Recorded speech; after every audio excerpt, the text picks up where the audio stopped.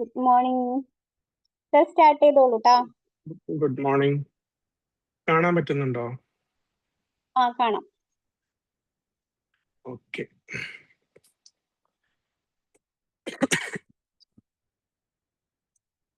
Good morning every one. അപ്പൊ ഇന്ന് നമ്മൾ ഡിസ്കസ് ചെയ്യാൻ പോകുന്ന ടോപ്പിക്, ആദ്യം ഞാൻ എന്നെ പരിചയപ്പെടുത്താം. എൻ്റെ പേര് അബ്ദുൽ റൌഫ്. ഞാനൊരു IT പ്രൊഫഷണലാണ്. കുറച്ചു കാലമായിട്ട് സൈക്കോളജി പഠിക്കുന്നുണ്ട്.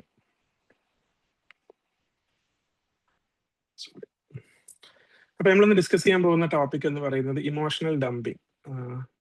എന്താണ് ഇമോഷണൽ ഡംപിങ്, അതും ഇമോഷണൽ ഷെയറിങ്ങും തമ്മിൽ എന്തൊക്കെയാണ് വ്യത്യാസം, എങ്ങനെയാണ് നമുക്ക് കുറച്ചും കൂടെ എഫക്റ്റീവ് ആയിട്ട് നമ്മുടെ ഇമോഷൻസ് വേറൊരു വ്യക്തിയുമായിട്ട് ഷെയർ ചെയ്യാൻ പറ്റുമെന്നുള്ളതാണ്.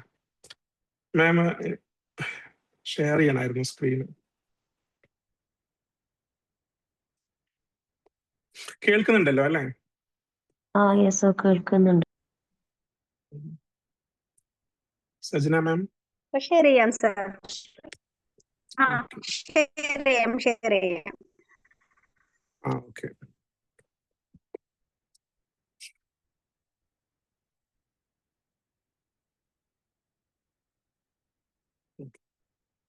അപ്പം നമുക്ക് സെഷൻ തുടങ്ങുന്നതിന് മുമ്പ് നിങ്ങൾ ആരോടാണ് നിങ്ങളുടെ ഇമോഷൻസ് ഒക്കെ കൂടുതലായിട്ടും ഷെയർ ചെയ്യാനുള്ളത്? പലരും ഫ്രണ്ട്സിനോടായിരിക്കും, ചിലപ്പോൾ പാരൻസിനോടായിരിക്കും, പാർട്ട്ണറോടായിരിക്കും, അല്ലെങ്കിൽ ചില ആളുകളൊക്കെ കൊളീഗ്സിന്റെ അടുത്ത് ഷെയർ ചെയ്യും. പിന്നെ ഡിപ്പെൻസ്, നമ്മൾ ഏത് സിറ്റുവേഷനിലൂടെയാണോ കടന്നു പോകുന്നത് അതിനനുസരിച്ചായിരിക്കും നമ്മുടെ ഇമോഷൻസ് ഷെയർ ചെയ്യുന്നത് അല്ലേ? അപ്പം നമ്മൾ ജീവിതത്തിൽ ഒരു പ്രശ്നം വരുമ്പോഴാണ് മറ്റു വ്യക്തികളോട് നമ്മുടെ പ്രശ്നങ്ങളും ഒക്കെ അതിനെക്കുറിച്ചൊക്കെ സംസാരിക്കുന്നത്. അപ്പൊ അത് എല്ലാവരും ചെയ്യുന്ന കാര്യമാണ്, നല്ല കാര്യം തന്നെയാണ്. നമുക്ക് ആദ്യം ഈ ഫോട്ടോ കണ്ടിട്ട് ഡംപിങ് എന്താണെന്ന് മനസ്സിലായിട്ടുണ്ടാവുമെന്ന് വിചാരിക്കുന്നു. ഞാൻ ആദ്യം എൻ്റെ ഒരു ലൈഫിൽ നിന്ന് തന്നെ സ്റ്റാർട്ട് ചെയ്യാം. ഞങ്ങള് വീട് ചില ദിവസം വൈഫും ചില ദിവസം ഞാനുമാണ് ക്ലീൻ ചെയ്യാം. അപ്പം എൻ്റെ ടേൺ വരുന്ന ദിവസം നമ്മൾ ഈ ലിവിങ്ങിൽ നിന്ന് ഇങ്ങനെ സ്റ്റാർട്ട് ചെയ്യും. ഡൈനിങ്, ബെഡ്റൂം, കിച്ചൺ വരെ ക്ലീൻ ചെയ്ത് എല്ലാം വൃത്തിയാക്കിയിട്ട് ഞാൻ വൈഫ് ചിലപ്പോൾ അവിടെ ഇരിക്കുകയായിരിക്കും, അല്ലെങ്കിൽ മക്കളുടെ കൂടെ കളിക്കുക, TV കാണാൻ എന്തെങ്കിലുമൊക്കെ ആയിരിക്കും. പൊതുവിൽ ഭർത്താക്കന്മാരെല്ലാം ഈ ഭാര്യമാര് ചെയ്യുന്ന ജോലി ഭർത്താക്കന്മാര് ചെയ്യുന്നത് ഭയങ്കര ഒരു അപ്രീസിയേഷൻ കിട്ടുന്നുള്ള ഒരു അസംഷനിലാണ്. നമ്മൾ ഭയങ്കര അഭിമാനത്തോടെ പോയിട്ട് പറയും. വൈഫിന്റെ അടുത്ത് ഞാൻ പോയിട്ട് പറയാണ്, ഞാൻ എല്ലാം വൃത്തിയാക്കിയിട്ടുണ്ട് കേട്ടോ എന്ന്. അപ്പം എൻ്റെ വൈഫ് കുറച്ച് ദീർഘദൃഷ്ടി കൂടുതലുള്ള ആളാണ്. പിന്നെ കുറെ നാളായില്ല ഒരുമിച്ച് ജീവിക്കുന്നത്. വൈഫ് ആദ്യം എന്താ ചെയ്യാന്ന് വെച്ചാൽ അവിടുന്ന് എണീച്ചിട്ട് നേരെ പോകും. ഞാൻ അതിനു മുമ്പ് നമ്മുടെ വീടൊന്ന്, ഞങ്ങൾക്ക് ട്രിവാൻഡ്രത്ത് ഒരു വീടുണ്ട് അൽഹംദുലില്ലാ. അവിടെ വർക്ക് ചെയ്തിരുന്ന സമയത്ത് വാങ്ങിച്ചതാണ്, ഇപ്പോഴും ഉണ്ട് അവിടെ. അപ്പൊ അതിന്റെ ഒരു ലേ ഔട്ട് എന്ന് പറയുന്നത് ഒരു സിറ്റ് ഔട്ട്, ചെറിയ സിറ്റ് ഔട്ട്, ഒരു ചെറിയ ലിവിങ്, പിന്നെ ഡൈനിങ്, 2 ബെഡ്റൂം, ഒരു കിച്ചൺ, പിന്നെ ഒരു ചെറിയ വർക്ക് ഏരിയ. ഈ വർക്ക് ഏരിയ കുറച്ച് താഴ്ന്നാണ് ഇരിക്കുന്നത് കിച്ചണിനെ അപേക്ഷിച്ചിട്ട്. അപ്പം വൈഫ് ആദ്യം ചെയ്യാൻ വെച്ചാൽ നേരെ കിച്ചണിലേക്ക് പോയിട്ട് വർക്ക് ഏരിയന്റെ അവസ്ഥ എന്താന്ന് നോക്കും. അപ്പം ഒരു 10 പ്രാവശ്യം ഞാൻ വീട് വൃത്തിയാക്കുകയാണെങ്കിൽ 7 തവണയും ഞാൻ എന്താ ചെയ്യാന്ന് വെച്ചാല് കിച്ചൺ വരെ ക്ലീൻ ചെയ്തിട്ട് നേരെ വർക്ക് ഏരിയയിൽ കൊണ്ടുവന്ന് തള്ളും. എന്നിട്ട് കിച്ചണിന്റെ ഡോർ അങ്ങോട്ട് ക്ലോസ് ചെയ്യും. അപ്പം പറയുമ്പം വീട് വൃത്തിയായി, എല്ലാം നീറ്റാണ്, കാണുന്ന സ്ഥലം എല്ലാം നല്ല നീറ്റായിട്ട് കിടപ്പുണ്ട്. പക്ഷെ നമ്മൾ ഈ അഴുക്കെല്ലാം വർക്ക് ഏരിയയിൽ കൊണ്ടാണ് തള്ളിയിരിക്കുന്നത്. ഇത് നിങ്ങൾക്കൊക്കെ പരിചയമുള്ള ഒരു സിറ്റുവേഷൻ ആയിരിക്കും. നമ്മൾ അധികം ഉപയോഗിക്കാത്തൊരു സ്ഥലമാണല്ലോ. അപ്പൊ അതിന് പറയുന്ന പേരാണ് ഡംപിങ് എന്ന് പറയുന്നത്. നമ്മൾ ഒരു കുറെ വസ്തുക്കൾ ഒരു സ്ഥലത്ത് നിന്ന് എടുത്ത് വേറൊരു സ്ഥലത്ത് കൊണ്ടിടുക. പ്രത്യക്ഷത്തിൽ നമുക്കത് ക്ലീൻ ആയി എന്ന് തോന്നും, പക്ഷെ സത്യത്തിൽ ക്ലീൻ ആയിട്ടില്ല. കാരണം അതിപ്പോഴും ഈ നമ്മുടെ ഒരു പ്രിമൈസിൽ തന്നെ ഉണ്ട് ഈ പറയുന്ന അഴുക്കാണെങ്കിലും എന്ത് തന്നെയാണെങ്കിലും. അപ്പൊ അതിനെയാണ് നമ്മൾ ഡംപിങ് എന്ന് പറയുന്നത്. അപ്പൊ നമ്മൾ ഇതുപോലെ ഇമോഷൻസ് ഡംപ് ചെയ്യാറുണ്ടോ? ആരെങ്കിലും ആലോചിച്ചിട്ടുണ്ടോ? നമ്മൾ ഇമോഷൻസ് ഡംപ് ചെയ്യാറുണ്ടോ? ആർക്കെങ്കിലും ഒന്ന് പറയാവോ ചെയ്യാറുണ്ടോ ഇല്ലയോ എന്നുള്ളത്?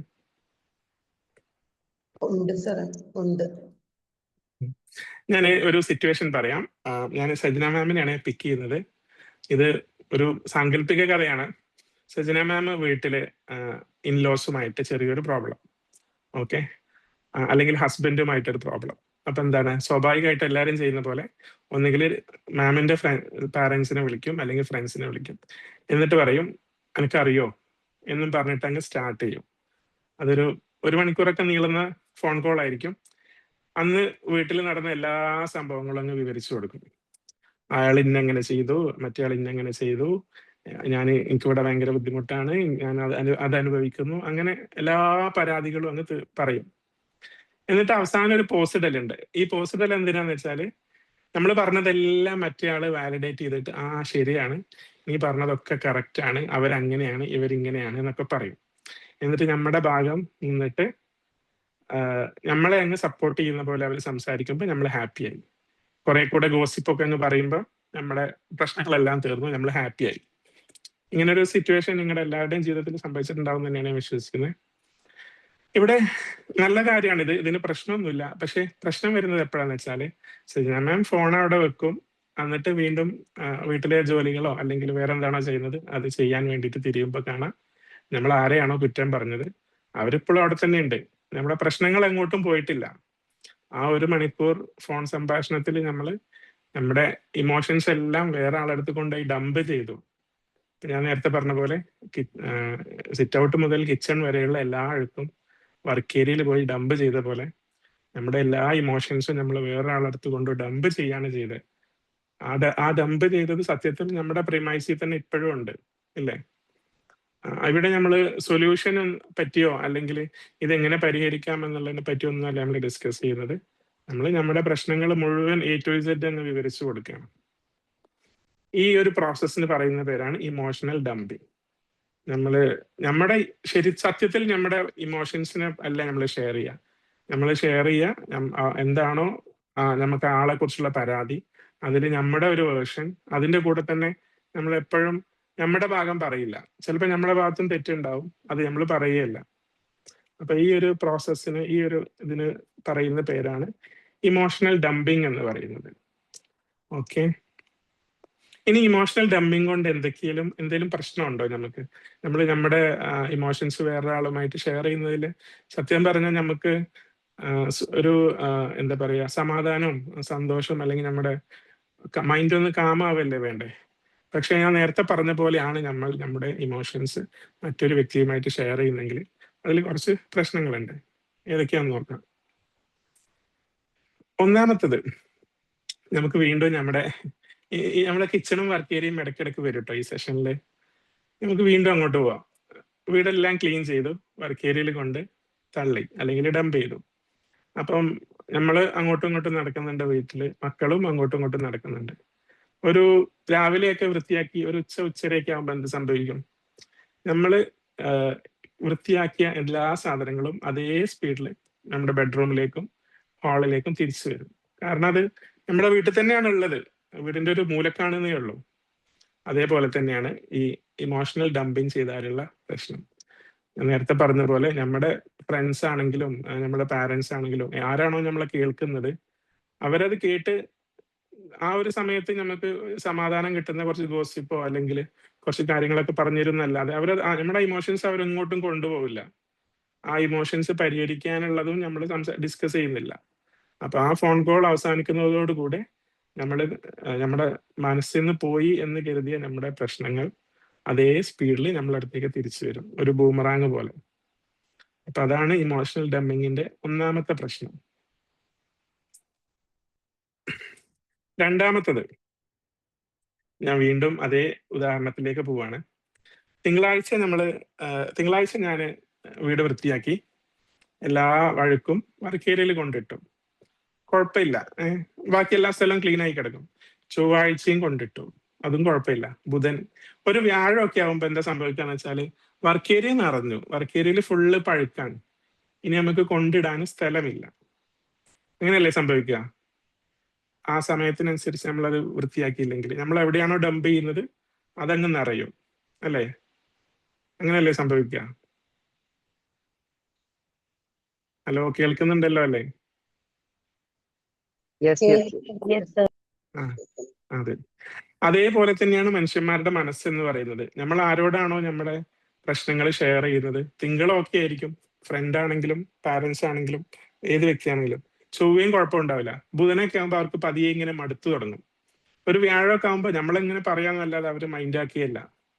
പിന്നെ പിന്നെ പോകെ എന്ത് സംഭവിക്കും, നമുക്ക് അവരോട് ഒന്നും പറയാൻ പറ്റാത്തൊരു സിറ്റുവേഷനിലേക്ക് എത്തും. അതാണ് ഡ്രെയിൻ. അവരും ഡ്രെയിൻഡ് ആയിട്ട് പോകും. നമ്മുടെ പ്രശ്നങ്ങളൊന്നും ആക്സെപ്റ്റ് ചെയ്യാൻ പറ്റാത്ത ഒരവസ്ഥയിലേക്ക് അവർ മാറും.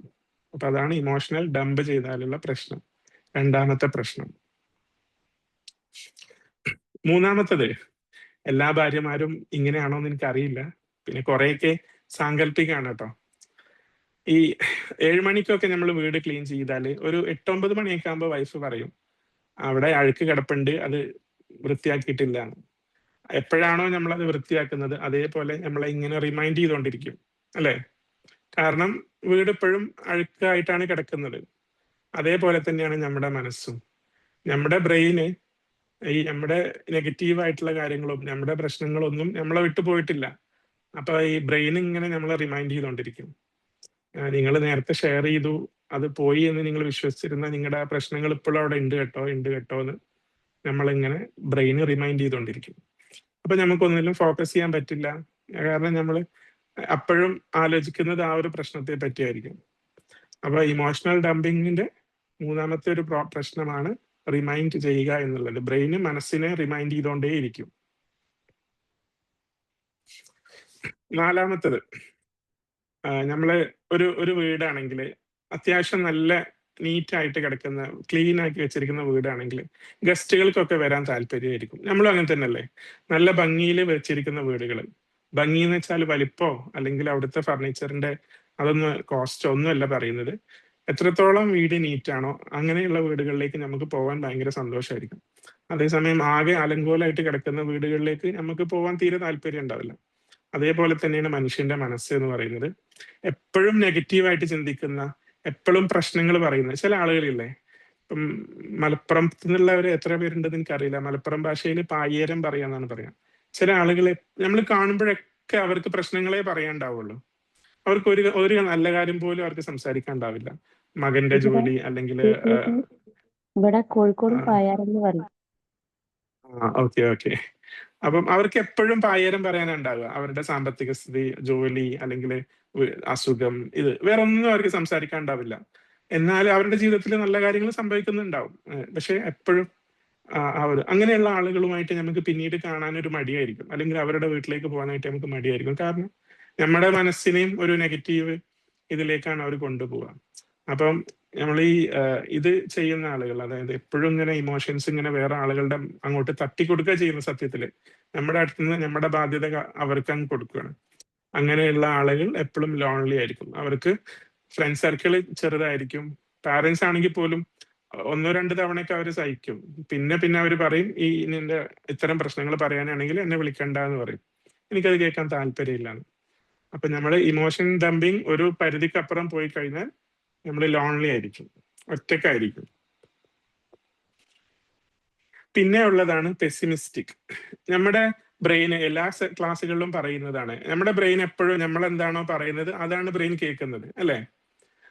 നമ്മൾ പറഞ്ഞു കൊടുക്കുന്ന കാര്യങ്ങൾ മാത്രമേ നമ്മുടെ ബ്രെയിൻ വിശ്വസിക്കുള്ളൂ. അപ്പൊ എപ്പോഴും പരാതികൾ പറയുന്ന, എപ്പോഴും പ്രശ്നങ്ങളെ പറ്റി മാത്രം ചർച്ച ചെയ്യുന്ന ആളുകളുടെ ബ്രെയിനും നെഗറ്റീവായിരിക്കും, നെഗറ്റീവ് ചിന്തകളുള്ള ബ്രെയിൻ ആയിരിക്കും അല്ലെ? ഒരു കാര്യത്തിൽ പോലും നമുക്ക് ആത്മവിശ്വാസം ഉണ്ടാവില്ല. എപ്പോഴും പോസിറ്റീവ് ഔട്ട്കം ആയിരിക്കും എന്ന് ഒരിക്കലും നമ്മൾ വിശ്വസിക്കില്ല. എന്ത് കാര്യം ചെയ്യാൻ പോവുകയാണെങ്കിലും അതിന്റെ റിസൾട്ട് നെഗറ്റീവ് ആയിരിക്കും എന്ന് നമ്മൾ ആദ്യമേ അങ്ങ് ഒരു മുൻധാരണ വെക്കും. അപ്പൊ നമുക്ക് കോൺഫിഡൻസ് ഉണ്ടാവില്ല, നമുക്ക് ലൈഫിൽ സക്സസ് ഉണ്ടാവില്ല. എന്ത് കാര്യം നമ്മൾ ചെയ്താലും അത് വിജയത്തിലെത്തില്ല. അപ്പം നമ്മൾ ഈ ഇമോഷണൽ ഡംപിങ് ചെയ്ത് കഴിയുമ്പോൾ നമ്മൾ വേറൊരു വ്യക്തിയോടാണ് ഇത് പറയുന്നത് എങ്കിൽ പോലും നമ്മുടെ ബ്രെയിൻ ഇത് കേട്ടുകൊണ്ടിരിക്കുകയാണ്. അപ്പൊ അത്തരം ആളുകളുടെ മനസ്സ് എപ്പോഴും ഒരു പെസിമിസ്റ്റിക് ചിന്താഗതി ആയിരിക്കും. എപ്പോഴും അവർക്ക് നെഗറ്റീവ് ആയിട്ടുള്ള കാര്യങ്ങളായിരിക്കും ചിന്തിക്കാനുണ്ടാവുക. അപ്പൊ ഇതാണ് കുറച്ചൊരു ഉദാഹരണങ്ങളാണ് ഞാൻ പറഞ്ഞത്. ഇമോഷണൽ ഡംപിങ് കൊണ്ട് നമുക്ക് ഉണ്ടാകാവുന്ന പ്രശ്നങ്ങൾ. വേറെയും ഒരുപാട് കാര്യങ്ങൾ ഉണ്ടാവും. മനസ്സിൽ വന്നതാണ് ഇപ്പൊ ഞാൻ പറഞ്ഞിട്ടുള്ളത്. ഇനി നമുക്കിത് എങ്ങനെ ഒഴിവാക്കാൻ പറ്റും? നമുക്ക് ഇമോഷണൽ ഡംപിങ്ങിന് പകരം നമുക്ക് എന്താണ് ചെയ്യാൻ പറ്റുക? അതാണ് ആദ്യ ടോപ്പിക്കിൽ നിങ്ങൾ ശ്രദ്ധിച്ചു കാണും. നമ്മൾ ഒരിക്കലും മറ്റൊരു വ്യക്തിയോട് നമ്മുടെ പ്രശ്നങ്ങൾ പറയുന്ന സമയത്ത് ഡംപ് ചെയ്യരുത്, നമ്മൾ ഷെയർ ചെയ്യണം. പക്ഷെ അപ്പൊ നമുക്ക് എങ്ങനെ മനസ്സിലാവും നമ്മൾ ഷെയർ ആണോ ഡംപാണോ ചെയ്തത് എന്നുള്ളത്? അതിന് ഞാനിവിടെ കുറച്ച് വ്യത്യാസം ഡിഫറൻസ് കൊടുത്തിട്ടുണ്ട് ഷെയറിങ്ങും ഡംപിങ്ങും തമ്മിലുള്ള.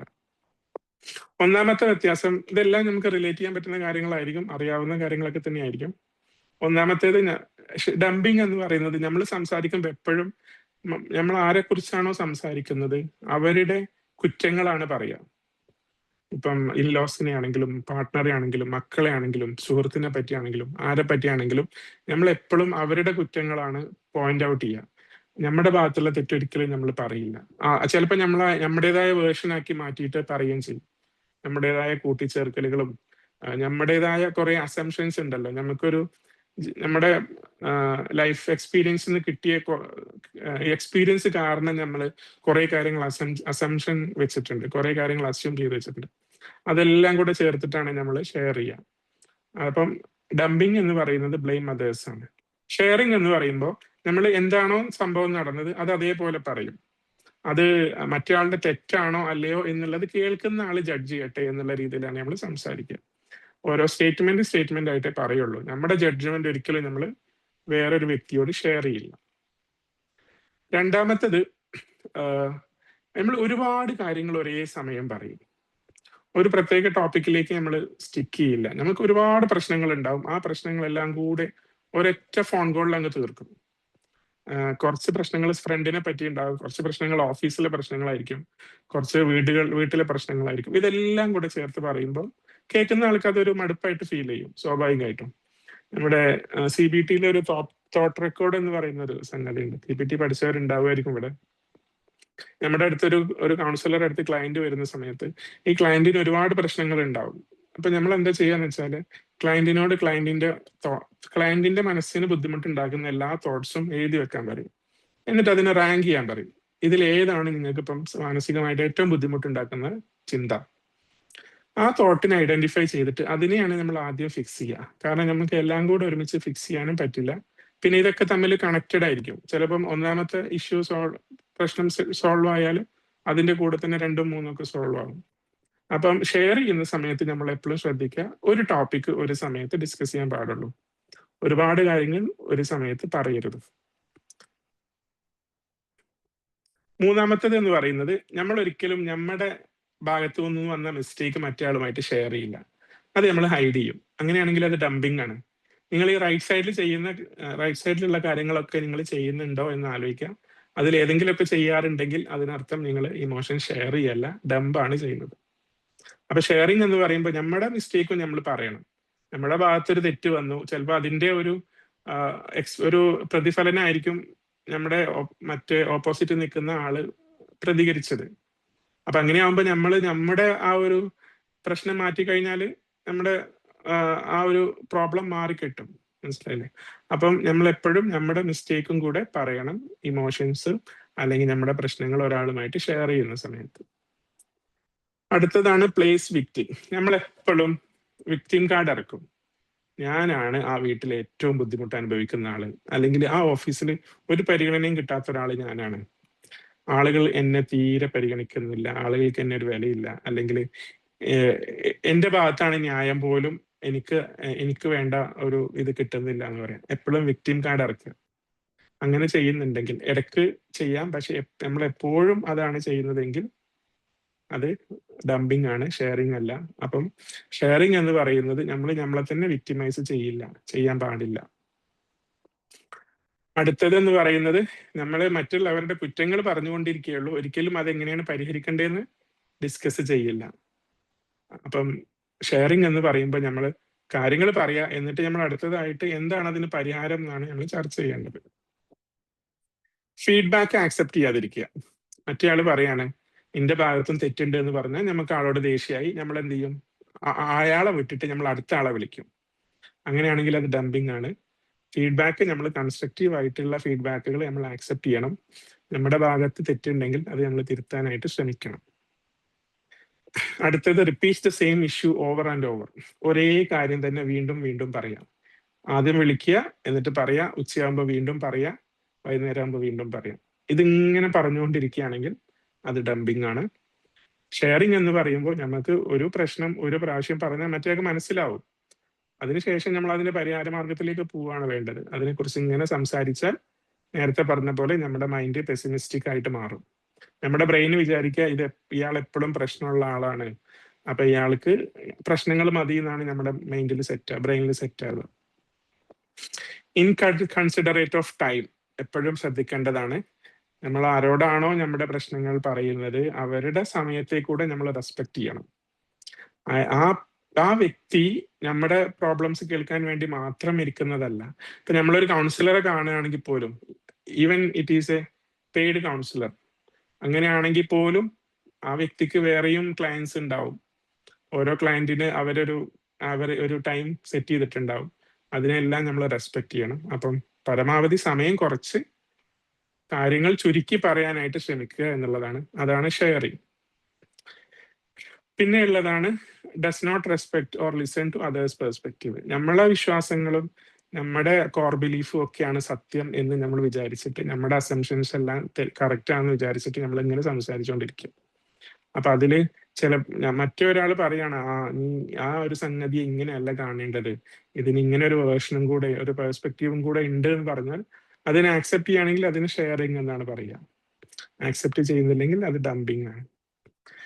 അവസാനത്തേതാണ് നമ്മൾ വേറൊരു വ്യക്തിയെ സംസാരിക്കുന്നു. രണ്ട് വ്യക്തികൾക്കും, അതായത് പറയുന്ന ആൾക്കും കേൾക്കുന്ന ആൾക്കും ഈ സെഷൻ കഴിയുന്ന സമയത്ത് ഈ ഒരു സെഷൻ കൊണ്ട് ഉപകാരമുണ്ടായി എന്നുള്ള ഒരു ഫീലാണ് വരുന്നെങ്കിൽ അത് ഷെയറിങ് ആണ്.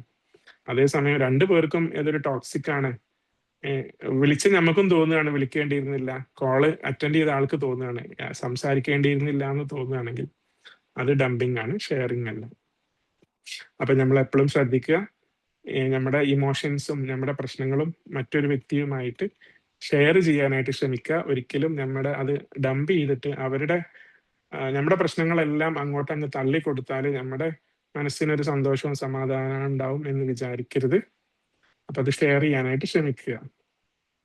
അപ്പൊ നമുക്ക് വീണ്ടും ആദ്യത്തെ കഥയിലേക്ക് വരാം. ആ കഥയിൽ നമുക്ക് ഇനി ക്യാരക്ടേഴ്സിനെ ഒന്ന് മാറ്റാം. എന്റെ സ്ഥാനത്ത് നിങ്ങൾ നിങ്ങളുടെ മനസ്സിനെ കാണുക, മൈൻഡിനെ. വൈഫിന്റെ സ്ഥാനത്ത് നിങ്ങളുടെ ബ്രെയിനിനെയും വീടിനെ നിങ്ങളായിട്ടും കാണുക. അപ്പം നമ്മൾ ആദ്യം പറഞ്ഞ ഉദാഹരണം, വീട് വൃത്തിയാക്കുമ്പോൾ ബ്രെയിന് കാണാത്ത സ്ഥലത്ത് വേണം അഴുക്കെല്ലാം കൊണ്ടിടാൻ, ഇല്ലെങ്കിൽ ബ്രെയിൻ ഇങ്ങനെ റിമൈൻഡ് ചെയ്തുകൊണ്ടിരിക്കും, അല്ലേ? അപ്പൊ സാധാരണ നമ്മൾ അഴുക്ക് എന്താ ചെയ്യുക, ഒന്നുകിൽ കത്തിച്ച് കളയും, അതല്ലെങ്കിൽ തെങ്ങിന്റെ ചോട്ടില് നമ്മുടെ അവിടെ പറയാ തെങ്ങിന്റെ തട ഉണ്ടാവുമല്ലോ, അതിനകത്ത് കൊണ്ടിടും, അതല്ലെങ്കിൽ കുഴിച്ചിടും, അതല്ലെങ്കിൽ ഏതെങ്കിലും വീടിന്റെ പറമ്പിൽ നമ്മൾ കാണാത്തൊരു മൂലക്ക് കൊണ്ടിടും. അങ്ങനെയാണ് നമ്മൾ വീട് വൃത്തിയാക്കുക. അതുപോലെ തന്നെ നമ്മുടെ ഇമോഷൻസും നെഗറ്റീവ് ചിന്തകളും അനാവശ്യമായ ചിന്തകളെല്ലാം നമ്മുടെ ബ്രെയിനിന്റെ പ്രിമൈസ് അല്ലാത്തൊരു സ്ഥലത്തേക്ക് കൊണ്ടിട്ടാലേ മനസ്സിന് സമാധാനവും സന്തോഷവും ഉണ്ടാവുള്ളൂ. അപ്പം അടുത്ത തവണ നിങ്ങൾ ആരാണെങ്കിലും മറ്റൊരു വ്യക്തിയുമായിട്ട് സംസാരിക്കുന്ന സമയത്ത് ഇത്തരം കാര്യങ്ങളൊക്കെ മനസ്സിൽ ഓർത്തിരിക്കുക. എപ്പോൾ വിളിച്ചാലും അയാൾ അവൈലബിൾ ആവണം എന്ന് നമുക്ക് ആഗ്രഹമുണ്ടെങ്കിൽ, എപ്പോൾ സംസാരിക്കാനും അവൈലബിൾ ആവണം എന്ന് ആഗ്രഹമുണ്ടെങ്കിൽ ഇമോഷണൽ ഡംപിങ് ഒഴിവാക്കി ഇമോഷണൽ ഷെയർ ചെയ്യാനായിട്ട് ശ്രമിക്കുക. അപ്പൊ ഇത്രയും സമയം കേട്ടിരുന്ന എല്ലാവർക്കും താങ്ക് യു. നിങ്ങളുടെ അഭിപ്രായങ്ങളൊക്കെ പറയാം.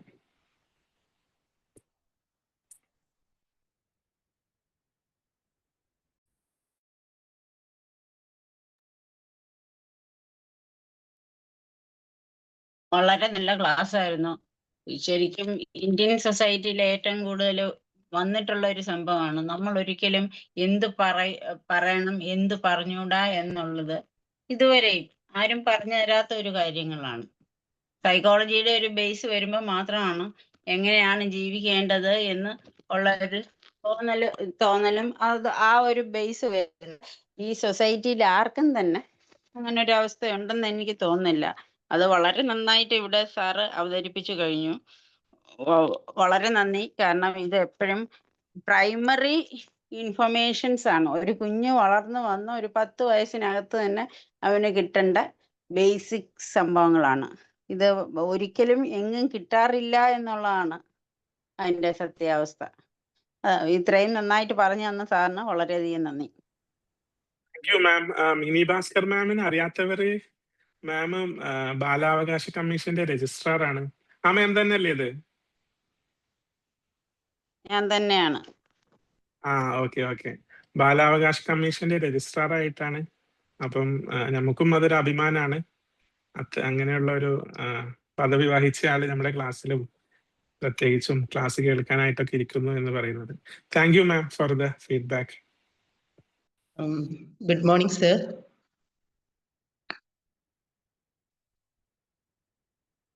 Good morning. ഞാൻ എൻ്റെ ഒരു അഭിപ്രായത്തിൽ എനിക്ക്, അതായത് നമ്മുടെ ഈ ലൈഫ് എക്സ്പീരിയൻസിൽ നിന്ന് എനിക്ക് തോന്നിയിട്ടുള്ള ഒരു കാര്യം, നമ്മൾ ഈ ഇമോഷണൽ ഡംപിങ്ങും ഇമോഷണൽ ഷെയറിങ്ങിനെ കഴിയും നമുക്ക് കുറച്ചും കൂടെ ബെറ്റർ ആയിട്ട് നമ്മൾ കുഞ്ഞിലേ തന്നെ പ്രാക്ടീസ് ചെയ്ത് വരേണ്ട ഒരു കാര്യമുണ്ട്, കുഞ്ഞുങ്ങളെ തൊട്ടേ പഠിപ്പിച്ചു വരേണ്ടത്. നമ്മുടെ ഇമോഷണൽ സറണ്ടറിങ് ആണ്. അതായത് നമ്മൾ ഒരു ഉറപ്പിച്ച് വിശ്വസിക്കുക നമ്മുടെ ഈ ഇമോഷൻസ് വേറൊരാളോട് ഷെയർ ചെയ്യുന്നത് കൊണ്ടോ അല്ലെങ്കിൽ ഈ ഇത് വേറൊരാളോട് ഡംപ് ചെയ്യുന്നത് കൊണ്ടോ ഉള്ള യൂസിനേക്കാൾ ശക്തമായ ഒരു ശക്തി നമ്മളെ ലീഡ് ചെയ്യാനുണ്ട്.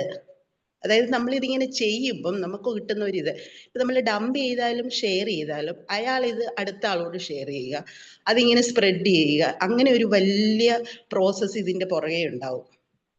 അതിനെ കഴിയും നമ്മുടെ പ്രോബ്ലങ്ങൾ നമ്മളൊന്ന് സറണ്ടർ ചെയ്ത് കൊടുക്കുക. ഈ പോസിറ്റീവ്സ് ആയാലും നെഗറ്റീവ്സ് ആയാലും നമ്മളിങ്ങനെ സറണ്ടർ ചെയ്ത് കൊടുക്കുമ്പോൾ നമുക്ക് വളരെ വലിയ ഇമ്പാക്റ്റ്, വളരെ വലിയ പോസിറ്റീവ്സ് നമ്മുടെ ലൈഫിൽ ഉണ്ടാകും. അതൊരു വളരെ വലിയ എക്സ്പീരിയൻസ് ആണ്. ഇത് നമ്മൾ പ്രാക്ടീസ് ചെയ്ത് നോക്കുമ്പോൾ നമുക്ക് മനസ്സിലാകും. അതെ, തീർച്ചയായിട്ടും മാം. ഫസ്റ്റ് പ്രിഫറൻസ് എപ്പോഴും നമ്മുടെ പ്രശ്നങ്ങൾ സ്വയം പരിഹരിക്കാൻ ശ്രമിക്കുക എന്നുള്ളതാണ്.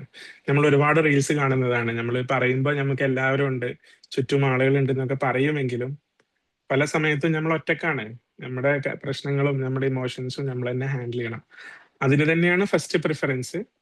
ഇനി അത് ചെയ്യാനുള്ള ഒരു കഴിവും അല്ലെങ്കിൽ അറിവോ അതല്ലെങ്കിൽ ഒരു മെന്റൽ സ്റ്റെബിലിറ്റി ഒന്നും നമുക്ക് ഇല്ല എന്നാണെങ്കിൽ നമ്മൾ എപ്പോഴും ഷെയർ ചെയ്യുക, ഒരിക്കലും ഡംപ് ചെയ്യരുത് എന്നാണ്. പക്ഷേ മാം പറഞ്ഞ പോലെ തന്നെ ഫസ്റ്റ് പ്രിഫറൻസ് എപ്പോഴും നമ്മൾ തന്നെ, അല്ലെങ്കിൽ നമ്മൾ ആരാണോ നമുക്ക് ഒരു ദൈവത്തിൽ വിശ്വാസം ഉള്ളവരുണ്ടാവും, ചില ആളുകൾ ഒരു ശക്തി ഉണ്ട് എന്ന് മാത്രം വിശ്വസിക്കുന്നവരുണ്ടാവും, അല്ലെങ്കിൽ ഈ പ്രപഞ്ചം അത് അങ്ങനെ തന്നെ റൺ ചെയ്യാണെന്ന്, എങ്ങനെയാണെങ്കിലും ഒരു ശക്തി അവിടെ ഉണ്ട്, അത് നമുക്ക് തന്നെ അതിന് കഴിയും, അല്ലെങ്കിൽ ആ ശക്തി നമ്മളെ സഹായിക്കും എന്നുള്ള വിശ്വാസം തന്നെയാണ് ആദ്യമായിട്ട്, മീൻസ് ഒരു ഫസ്റ്റ് പ്രിഫറൻസ് എന്നുള്ള നിലയ്ക്ക് നമ്മൾ അങ്ങനെ തന്നെയാണ് എടുക്കേണ്ടത്.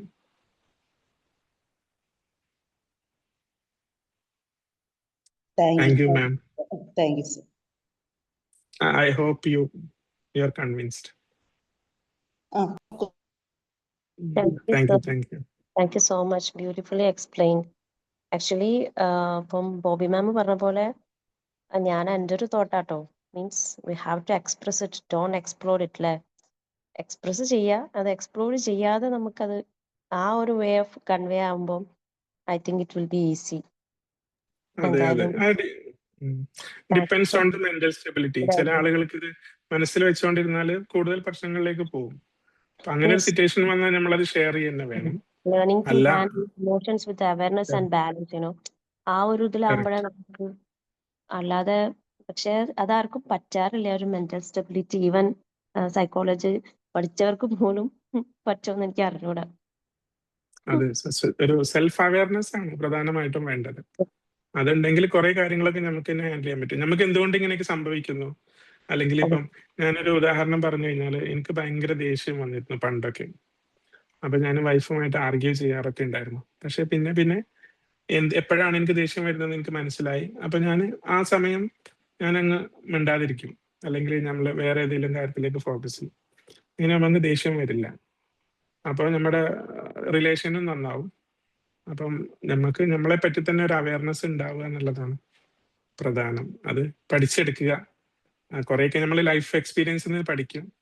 പക്ഷെ എത്രത്തോളം നേരത്തെ പഠിക്കുന്നു, എത്രത്തോളം നേരത്തെ നമ്മളെ മനസ്സിലാക്കുന്നു, അത്രയും നന്നായിട്ട് നമുക്ക് ജീവിക്കാൻ പറ്റും. അതാണ് എൻ്റെ ഒരു എക്സ്പീരിയൻസ്. ആസ് വി ഏജ് നമുക്ക് ഇതെല്ലാം ലൈഫ് എക്സ്പീരിയൻസിൽ നിന്ന് കിട്ടും. പക്ഷെ ആ ഏജ് ചെയ്യാതെ തന്നെ പഠിക്കുകയാണെങ്കിൽ, ഇന്നാണെങ്കിൽ ഒരുപാട് റിസോഴ്സസ് അവൈലബിൾ ആണ് അതിനൊക്കെ. താങ്ക് യു ലിഫ്റ്റ മാം. Thank you.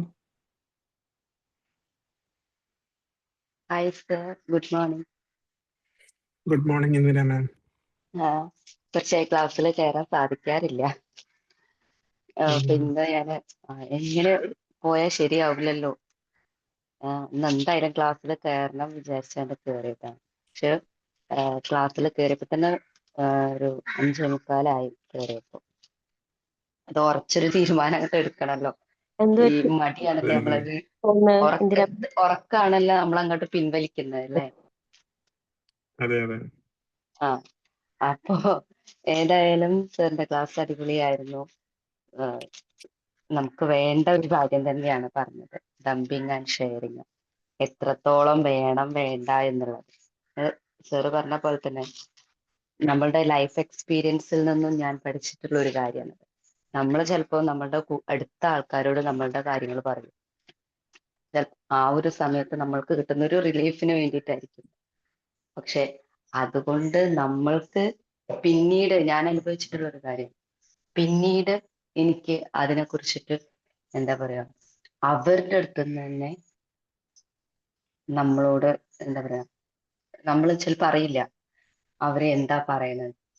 പറഞ്ഞു കഴിഞ്ഞ് അതെ വേറൊരാളോട് ഒരു 3 ആൾക്കാർ കൂടുമ്പോഴായിരിക്കും ഇത് ഞാൻ മുന്നേ പറഞ്ഞ കാര്യമല്ലേ, ഇതിനെ കുറിച്ചിട്ടാണല്ലോ അവര് പറഞ്ഞത്. കാരണം ഞാന് എന്റെ മോനൊരു സ്പീച്ചിന്റെയും ADHD പ്രോബ്ലം ഒക്കെ ഉണ്ടായിരുന്നു. അപ്പൊ ഞാനത് എൻ്റെ ഒരു ഫ്രണ്ടുമായിട്ട് ഇങ്ങനെ ഷെയർ ചെയ്ത സമയത്ത് സംഭവം അത് ADHD ഒക്കെ നമ്മൾ കൊണ്ട് നടന്ന് സെറ്റാക്കി. അവൻ്റെ ഒരു എന്താ പറയാ, ഇങ്ങനെ ADHDയിലേക്ക് ആ കൊറോണ ടൈം കൂടെ അപ്പൊ ആ ഒരു ഇതിലേക്ക് ഇങ്ങനെ പോകുന്ന ഒരു ടൈമായിരുന്നു. അപ്പൊ നമുക്ക് മനസ്സിലായി, അതിനനുസരിച്ചിട്ടുള്ള തെറാപ്പികളൊക്കെ കൊടുത്തപ്പോ ആ ഒരു കറക്റ്റ് ആയിട്ടുള്ള സെറ്റായി വന്നതാണ്. എങ്കിലും പിന്നെ കുട്ടികളുടെ പ്രായത്തിൻ്റെതായിട്ടുള്ള കുറെ പ്രയാസങ്ങളൊക്കെ, പ്രയാസങ്ങളല്ല, പ്രായത്തിൻ്റെതായിട്ടുള്ള കാര്യങ്ങളൊക്കെ അവരുടെ ഉണ്ടാകുമല്ലോ. പക്ഷേ ഈ ആദ്യത്തെ കാര്യം ADHD എന്നൊരു സാധനം ഞാൻ പറഞ്ഞതോടുകൂടി പിന്നെ ഉള്ളു ഞാൻ കുടുങ്ങി. അതായത് ഈ വേറെ ആളുകളോടൊക്കെ ഇവര് പറയണത് അത് ആ കുട്ടിക്ക് ADHD ആണ്, അതുകൊണ്ടാണ് അവൻ അങ്ങനെ ചെയ്യുന്നത്, അതുകൊണ്ടാണ് ഇവൻ ഇങ്ങനെ ചെയ്യുന്നത്. അപ്പം എല്ലാം ശരിയായ ഒരു കുട്ടീനെ വീണ്ടും അത് അങ്ങനെയാണ് ഇത് ഇങ്ങനെയാണ് എന്നിങ്ങനെ പറഞ്ഞുകൊണ്ടിരിക്കുമ്പോ അപ്പോഴാണ് ഞാൻ മനസ്സിലായി, ഇത് ഞാൻ ആദ്യം പറഞ്ഞ സാധനല്ലേ, അന്ന് ഞാൻ റെഡിയായി എന്നാണല്ലോ ഞാൻ പറഞ്ഞത്. പക്ഷെ അവരുടെ മൈൻഡിൽ ഇപ്പോഴും അതില്ല. റെഡി ആയോ ഇല്ലേ എന്നുള്ളതല്ല, എന്താണ് ആ കുട്ടിക്ക് ഉള്ളത് എന്നല്ല. അതോടുകൂടി ഞാൻ എൻ്റെ ലൈഫിൽ എന്തൊരു കാര്യം ഉണ്ടായാലും ഞാൻ പറയേണ്ട കാര്യങ്ങൾ മാത്രം പറയാനും ആരോട് പറയാൻ പറ്റും ആരോട് പറയാൻ പറ്റൂല എന്നുള്ളത് മനസ്സിലാക്കി അതിനനുസരിച്ചിട്ട് മുന്നോട്ട് പോയിക്കൊണ്ടിരിക്കുകയാണ്. അതെ. അതുകൊണ്ട് നമ്മൾ തന്നെ ആദ്യം പഠിക്കേണ്ട ഒരു കാര്യം എന്ന് പറയുന്നത് നമ്മുടെ ലൈഫ് എക്സ്പീരിയൻസ് എന്ന് പഠിച്ചാണ് കേട്ടോ. Not everyone is our well wisher. എല്ലാവരും നമ്മുടെ സന്തോഷവും നമ്മുടെ വിജയങ്ങളും ആഗ്രഹിക്കുന്ന ആളുകളല്ല. ഞാൻ പറയാ കൂടുതൽ ആളുകളും അങ്ങനെയല്ല. അവർക്ക് ചില ആളുകളൊക്കെ നമ്മളോട് ചോദിക്കും, എന്താണ് ജോലി കിട്ടിയെന്ന് ചോദിക്കുന്നത് നമുക്ക് ജോലി കിട്ടിയെന്ന് അറിയാൻ വേണ്ടിയിട്ടല്ല. ജോലി കിട്ടിയില്ല എന്ന് അവർ കേൾക്കുമ്പോൾ അവർക്ക് ഒരു സന്തോഷം ഉണ്ടാവുമല്ലോ. അതുപോലെ പ്രത്യേകിച്ചും എല്ലാവർക്കും റിലേറ്റ് ചെയ്യാൻ പറ്റുന്നതായിരിക്കും, കല്യാണം കഴിഞ്ഞാൽ ഉടനെ കുട്ടികളായില്ലെങ്കിൽ ഏതെങ്കിലും ഫംഗ്ഷന് പോകുമ്പോൾ ഫാമിലി മെമ്പേഴ്സ് ചോദിക്കും. ചോദിക്കാൻ മാത്രമല്ല, അവർ പറയും നിങ്ങളുടെ കൂടെ കല്യാണം കഴിഞ്ഞാൽ മറ്റേ ആൾക്ക് ഇപ്പൊ 2 കുട്ടികളായി എന്നൊക്കെ. അല്ലെങ്കിൽ നിന്റെ കൂടെ എഞ്ചിനീയറിംഗ് കഴിഞ്ഞ ആള് ഇപ്പം അവിടെയാണ് ജോലി ചെയ്യുന്നത്, അവന് അത്ര ശമ്പളം ഉണ്ട്. അപ്പം എല്ലാവരും നമ്മുടെ വെൽവിഷേഴ്സ് അല്ല. നമ്മള് നല്ല പോലെ അനലൈസ് ചെയ്ത് ആരൊക്കെയാണ് നമ്മുടെ വെൽവിഷർ, ആരൊക്കെയാണ് നമ്മുടെ സന്തോഷം ആഗ്രഹിക്കുന്നത് എന്ന് കണ്ടുപിടിക്കുക. ഏറ്റവും കുറഞ്ഞത് അങ്ങനത്തെ ഒരു ഫ്രണ്ടിനെ അല്ലെങ്കിൽ ഒരു റിലേറ്റീവോ അല്ലെങ്കിൽ പാർട്ട്ണറോ ആരെങ്കിലും ഒരാൾ കണ്ടുപിടിക്കുക. അതിനപ്പുറം എല്ലാവരുടെ അടുത്തും എല്ലാം ഷെയർ ചെയ്താലേ നമ്മൾ വിചാരിക്കും അവരിത് കേൾക്കുന്നത് നമ്മുടെ സന്തോഷത്തിനും അല്ലെങ്കിൽ നമുക്ക് പ്രശ്നപരിഹാരം പറഞ്ഞു തരാനാണെന്നൊക്കെ. പക്ഷെ അവരത് കേൾക്കുന്നത് അതിനായിരിക്കില്ല, ഗോസിപ്പ് പറയാനായിരിക്കും, അല്ലെങ്കിൽ അവരുടെ മനസ്സിനൊരു സന്തോഷം കിട്ടാനൊക്കെ ആയിരിക്കും. അപ്പം not everyone is our well wisher. അതാണ് ജീവിതത്തിൽ ആദ്യം പഠിക്കേണ്ട പാഠം, അല്ലെങ്കിൽ പഠിച്ച പാഠം. സത്യം സത്യം. അത് നമുക്കറിയില്ലല്ലോ. നമ്മളിപ്പോ പറയുമ്പോ കൂടെ നിൽക്കുന്ന ഒരാള്, നമ്മളിപ്പോ അവരോട് പറയുമ്പോ നമ്മൾക്ക് ഇങ്ങനെ ഒരു കാര്യം കിട്ടുന്ന, അതിപ്പോ നമ്മൾക്ക് എക്സ്പീരിയൻസ്ഡ് ആവുമ്പോ തന്നെയല്ലേ നമ്മൾ അത് മനസ്സിലാക്കുള്ളൂ. അത് രണ്ടാമത് നമ്മളെ കൂടെ ഉള്ള ഒരാൾ അത് കേൾക്കുന്നു, അതിനനുസരിച്ചിട്ട് നമ്മളുമായിട്ട് സംസാരിക്കുന്നു, പിന്നെ നമുക്ക് വേണ്ട സപ്പോർട്ട് തരുന്നു. അങ്ങനെയൊക്കെ കിട്ടുമ്പോൾ നമ്മൾ സ്വാഭാവികമായിട്ടും നമ്മൾ ഈ ഒരു കാര്യം ചിന്തിക്കൂലല്ലോ, ഇവരുടെ അടുത്തുനിന്ന് ഇങ്ങനെ ഉണ്ടാകും നമ്മൾ ഒരിക്കൽ പോലും ചിന്തിക്കുന്നില്ലല്ലോ. ബൈ എക്സ്പീരിയൻസ് അത് മനസ്സിലാക്കി അപ്പോ അതിനനുസരിച്ച് വേണ്ട നടപടികൾ പിന്നീട് അങ്ങോട്ട് ചെയ്തു എന്നുള്ളതാണ്. അതെ, ഞാനിങ്ങനെ ഒരു വീഡിയോയിൽ കണ്ടിട്ടുണ്ട്. എനിക്കൊന്ന് ജോസഫ് അന്നക്കുട്ടി ജോസിന്റെ ആണെന്ന് തോന്നുന്നു. നമ്മുടെ നല്ല സുഹൃത്തുക്കൾ എന്ന് പറയുന്നത് നമ്മുടെ വിഷമത്തിന് നമ്മളെ കൂടെ നിൽക്കുന്നവരല്ല. അത് ആർക്കും പറ്റും. നമുക്കൊരു സന്തോഷം വന്നാൽ അവർ സന്തോഷിക്കുന്നുണ്ടോ എന്ന് നോക്കുക. അപ്പം ഞാൻ സത്യം പറഞ്ഞാൽ ഫ്രണ്ട് സർക്കിൾ സെലക്ട് ചെയ്യുന്നത് അങ്ങനെയാ. നമുക്കൊരു ഉയർച്ച വരുന്ന, സജന മാം പറഞ്ഞ പോലെ തന്നെ നമുക്കൊരു ഉയർച്ച വരുമ്പോൾ നമ്മുടെ ലൈഫിൽ നല്ലത് സംഭവിക്കുമ്പോൾ ഇത് നമ്മൾ അവരുടെ അടുത്ത് പറയുമ്പം അവരുടെ ഒരു റിയാക്ഷൻ എങ്ങനെയാന്ന് നോക്കിയാൽ മതി. അവരത് സന്തോഷിക്കുകയാണെങ്കിൽ തീർച്ചയായിട്ടും അവർക്ക് നമ്മുടെ കൂടെ നമ്മളെ മനസ്സിലാക്കാൻ പറ്റുന്ന ആളുകളായിരിക്കും. അല്ല അവരുടെ മുഖം വാടുകയാണ്, അല്ലെങ്കിൽ അവർക്ക് ആ ഒരു ടോപ്പിക്ക് മുന്നോട്ട് കൊണ്ടുപോകാൻ താല്പര്യമില്ല, അവർ ടോപ്പിക്ക് മാറ്റുകയാണ്, വേറെ എന്തെങ്കിലും കാര്യത്തിലേക്ക് തിരിയൊക്കെയാണെങ്കിൽ അപ്പൊ മനസ്സിലാക്കണം അവർക്ക് നമ്മൾ മുന്നിലേക്ക് പോകുന്നത് അവർക്ക് ഇഷ്ടമില്ല, അല്ലെങ്കിൽ അവർക്ക് ചെറിയ അസൂയയുണ്ട് എന്നൊക്കെ. അത്തരം വ്യക്തികളോട് ഒന്നും ഷെയർ ചെയ്യാതിരിക്കുക എന്നുള്ളതാണ് നമ്മുടെ ഒരു മെന്റൽ ഹെൽത്തിനും മൊത്തത്തിലുള്ള ആരോഗ്യത്തിനും നല്ലത്. താങ്ക് യു ഇന്ദിര മാം.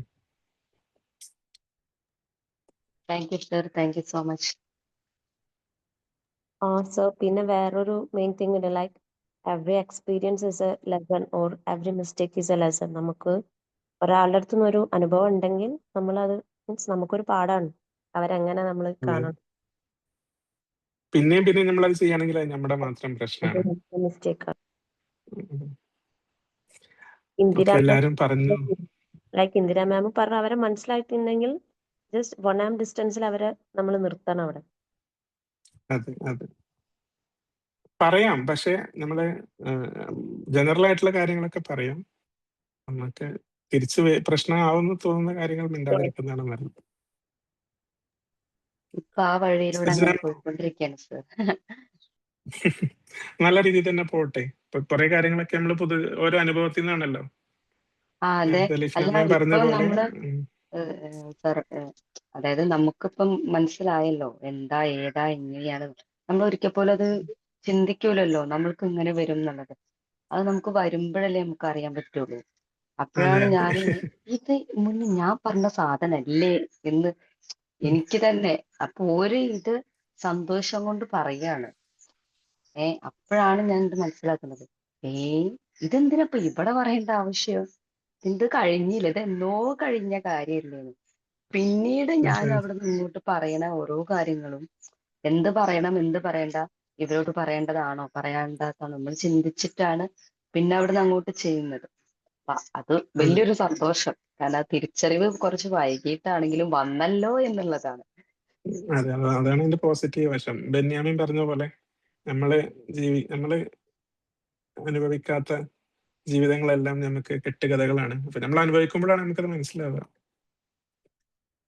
എന്തായാലും ഒരു കാര്യം കൂടെ എല്ലാവരോടും പറയാൻ ആഗ്രഹിക്കുന്നു. അൻസാർ സാർ മൈക്ക് ഓൺ ആക്കി, എനിക്കറിയാം. അൻസാർ സാറിനൊരു ഓണററി ഡോക്ടറേറ്റ് ആണല്ലേ സാറ്? അതെ, സൈക്കോളജിയിൽ കിട്ടിയിട്ടുണ്ട്. അപ്പൊ ആ ഒരു സന്തോഷം കൂടെ നമ്മുടെ മോർണിംഗ് സർക്കിൾ എല്ലാ ദിവസവും ഉണ്ടാവുന്ന ഒരാളാണ്. അപ്പൊ അതിന്റെ ഒരു സന്തോഷം കൂടെ പങ്കുവെക്കുന്നു. പറയൂ. അതായത് ക്ലാസ് വളരെ നല്ല ക്ലാസ് ആയിരുന്നു.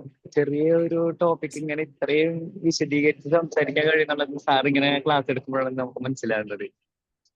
പിന്നെ ഇതിലൊരു കാര്യം അറ്റൻഡ് ചെയ്യുന്നത് നമ്മുടെ ഇമോഷൻസിന്റെ വേസ്റ്റ് സാർ പറഞ്ഞല്ലോ, വീട്ടിലെ വേസ്റ്റ് ഒക്കെ നമ്മുടെ ഡംപ് ചെയ്യുന്നതിന് പകരം അത് ബേൺ ചെയ്ത് കളയാണ്. സെയിം ആയിട്ട് തന്നെ നമ്മളുടെ ഇമോഷൻസുകൾ നമ്മള് മറ്റൊരാൾക്ക് വെറുതെ കൊണ്ടുപോയിട്ട് ഡംപ് ചെയ്യാതെ നമ്മൾ തന്നെ അത് സ്വയം എഴുതി, നമ്മളൊരു വൃത്തിയില്ലാത്ത ഹാൻഡ് റൈറ്റിങ്ങിൽ എഴുതിയിട്ട് അത് നന്നായിട്ട് ചുരുട്ടി കയ്യിൽ പിടിക്കുക. എന്നിട്ട് കുറച്ച് നേരങ്ങൾ കഴിഞ്ഞിട്ട് ഒന്നും കൂടെ പോയിട്ട് അതൊന്ന് വായിച്ചു വെക്കുക. അപ്പൊ നമുക്കൊന്നും കൂടെ നമുക്ക് തന്നെ ദേഷ്യം വരും നമ്മളോട് തന്നെ. സംഭവിച്ച കാര്യങ്ങളും ഇമോഷൻസ് ഒക്കെ ഉണ്ടോ എഴുതി വെച്ചേക്കണത്. എന്നിട്ട് അത് നമ്മൾ എന്ത് ചെയ്യും, അതൊന്ന് കത്തിച്ച് കളഞ്ഞു കഴിഞ്ഞു കഴിഞ്ഞാൽ ഒരു പരിധി വരെയൊക്കെ നമുക്ക് തന്നെ നല്ലൊരു ആശ്വാസം കിട്ടും, സെൽഫ് സാറ്റിസ്ഫാക്ഷൻ കിട്ടാൻ സാധ്യതയുണ്ട്. ഞാനൊരു ഡിലീഷൻ തെറാപ്പി കേട്ടിട്ടുണ്ട്. അതെങ്ങനെയാ വെച്ചാല് കുറച്ചുകൂടെ അറിയാം. എല്ലാ ഇമോഷൻസും നമ്മള് എടുത്തിട്ട് ബേൺ ചെയ്യല്ല. ഇതെങ്ങനെ വെച്ചാൽ നമ്മൾ മെഡിറ്റേഷൻ ചെയ്യുന്ന പോലെ നമ്മുടെ ഇമോഷൻസ് എല്ലാം നമ്മുടെ മനസ്സിൽ കൊണ്ടുവന്ന് അത് ഇങ്ങനെ കാലിലൂടെ കൊണ്ടുപോയി അതങ്ങ് തള്ളുക. അതെ അപ്പം അതെ അതെ നേരത്തെ അതെ പറഞ്ഞ പോലെ നമ്മുടെ വീട്ടിന്റെ ഉം. അല്ലെങ്കിൽ നമ്മുടെ ബ്രെയിനിന്റെ പ്രിമൈസിൽ ഇത് ഉണ്ടാവരുത്. ഉണ്ടാവരുത് എങ്ങനെയാണോ അത്ര. ചെയ്യാൻ പറ്റുന്നത് അതെ. ആ താങ്ക് യു പറയൂ സാർ, വളരെ നല്ല പറയൂ. ക്ലാസ് ആയിരുന്നു. Thank you. കഴിഞ്ഞ ദിവസം സ്റ്റെഫി മാമിന്റെ മെഡിറ്റേഷൻ അങ്ങനെ ആയിരുന്നല്ലോ. അതെ അതെ അങ്ങനെയായിരുന്നു. നമ്മുടെ ഇമോഷൻസ് ഓവർലോഡ് ആവാതെ നോക്കുക. പറയൂ. Abdul sir, super class. ഞാൻ ഈ അടുത്താണ് സൈക്കോളജി ബേസിക് കൗൺസിലിംഗ് കോഴ്സ് പറഞ്ഞിട്ട് കംപ്ലീറ്റ് ചെയ്തു. ഞാൻ ബേസിക്കലി അഡ്വക്കേറ്റ് ആണ്. പക്ഷെ എനിക്ക് ഫീൽ ചെയ്ത് സാറുടെ class super. And emotional dumping ഇതൊക്കെ നമ്മൾ നേരത്തെ ഇങ്ങനത്തെ ക്ലാസ്സസ് ഒക്കെ അറ്റൻഡ് ചെയ്യുമ്പോൾ നമ്മൾ നമ്മുടെ ലൈഫിനെ എങ്ങനെയാണ് ഒരു ബാലൻസ്ഡ് ആയിട്ട് കൊണ്ടുപോകാൻ പറ്റുമെന്ന് ഈച്ച് ആൻഡ് എവറി ഇൻഡിവിജ്വൽക്ക് അറിയാൻ പറ്റും. എക്സ്ട്രീംലി ഇൻഫോർമേറ്റീവ് ആയിരുന്നു. ഞാനിപ്പോ സർ ക്ലാസ് കേൾക്കുമ്പോ തന്നെ എൻ്റെ മക്കളുടെ മാരേജ് ഒക്കെ ഫിക്സ് ആയിട്ടുണ്ട്. ഇപ്പൊ സോ അത് മുന്നോട്ട് പോവാണ്. അപ്പൊ ഞാൻ ഇപ്പൊ കൗൺസിലിംഗ് എന്ന് പറയുന്നത് നമ്മൾ ആസ് പേരൻസ് നമ്മൾ ഈ മാതിരി ക്ലാസ്സസ് ഒക്കെ കേട്ട് കഴിഞ്ഞാൽ നമ്മൾ നമ്മുടെ കുട്ടികളെ സേഫ് ആക്കാൻ പറ്റും. ഞാനൊരു ടീച്ചിങ് ഫീൽഡിലുള്ള ആളാണ്. അപ്പൊ സോ എൻ്റെ സ്റ്റുഡൻസിനും ഈ മാതിരി കാര്യങ്ങൾ ചെയ്യുമ്പോൾ their ലൈഫ് കുറച്ചുകൂടെ വാട്ട് സേ നന്നായിരിക്കും എന്നുള്ള ഒരു ഫീലിംഗ് ഉണ്ട്. Extremely thankful Sajana ma'am. ഈ മാതിരി I don't know exactly who is, ഞാൻ ചിലപ്പോൾ എനിക്ക് കയറാൻ പറ്റുന്നില്ല. But some of the classes are extremely educative and hats off to the team, വിംബിൾ team, for arranging such things. And ഇപ്പൊ യങ് ജനറേഷൻ എനിക്കറിയില്ല ഈ ക്ലാസ്സിൽ എത്രമാത്രം കയറുന്നുണ്ട് എന്നുള്ളത്. അവർക്ക് ഇത് വളരെ നീഡ് ആയിട്ടുള്ള ഒരു സെഷൻസ് ആണ്. Thank you sir and hats off to the team. And I M expecting more such classes. Thank you sir. Thank you ma'am for the feedback. നമുക്ക് സജന മാം ആണ് ഇതിന്റെ ഓർഗനൈസർ. നമ്മളെല്ലാം മാസത്തിൽ ഒന്നോ അല്ലെങ്കിൽ ഇടയ്ക്കൊക്കെ ഓരോരുത്തരുടെ ടേൺ പോലെ ക്ലാസ് എടുക്കുന്നതാണ്. എല്ലാ ട്രെയിനേഴ്സും ഫ്രീ ആയിട്ട് തന്നെയാണ് സെഷൻസ് എടുക്കുന്നത്.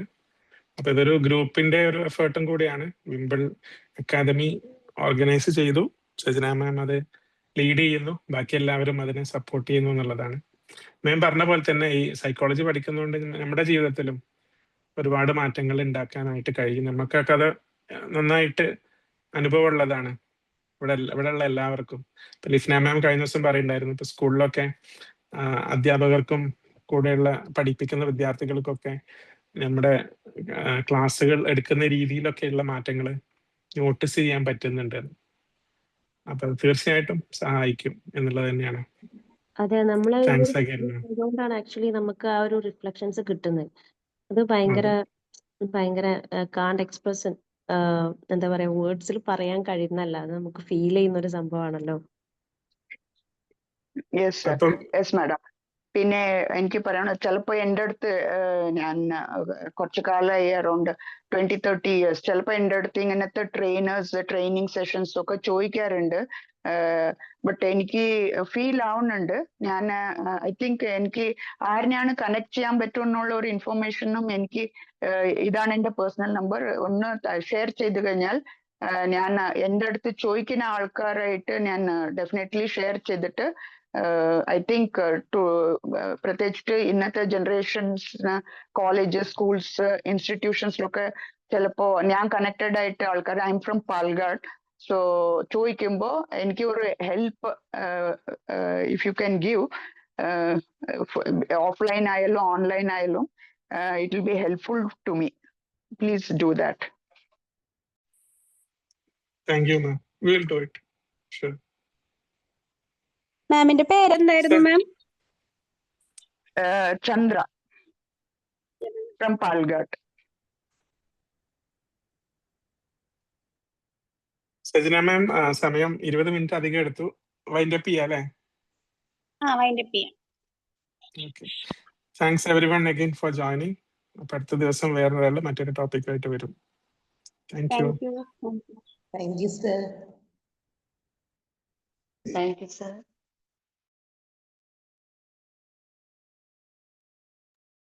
Thank you all.